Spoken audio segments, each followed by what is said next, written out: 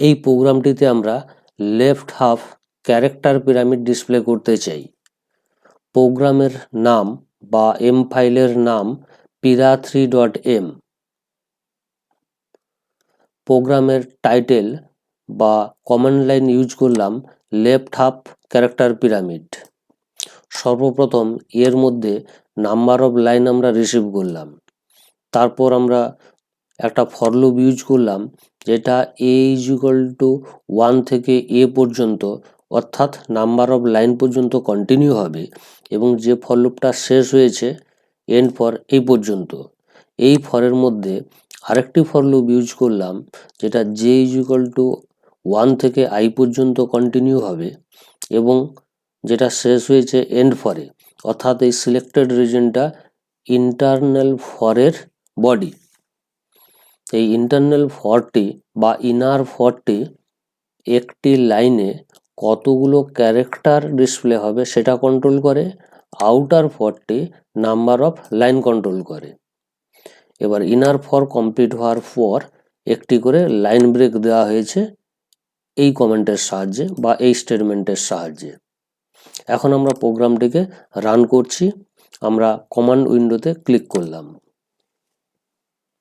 Run, M ফাইলের নাম pira3,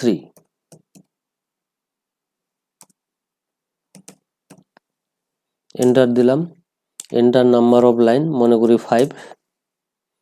আমরা 5টি লাইনের left half character pyramid display করলাম।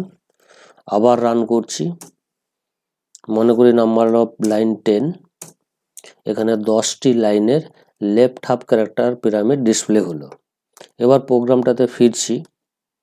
এখন যদি আমরা আপার কেস ক্যারেক্টার পিরামিডের জায়গায় lower case character pyramid display করতে চাই তাহলে এখানে 60কে চেঞ্জ করে আমাদের করতে হতো 96।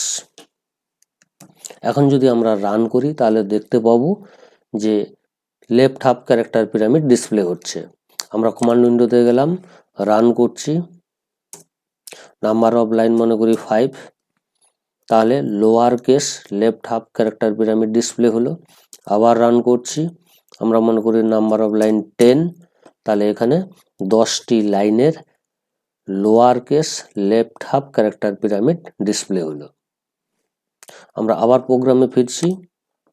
এখানে ক্যারেক্টারগুলো ডিসপ্লে হওয়ার কারণ এই 96-এর সঙ্গে যে যোগ হবে এবং সেই সংখ্যাটা যে ক্যারেক্টারের অ্যাস্কি ভ্যালু সেই ক্যারেক্টারটা %c দ্বারা ডিসপ্লে হচ্ছে, এর ফলে আমরা ক্যারেক্টারটা দেখতে পাচ্ছি।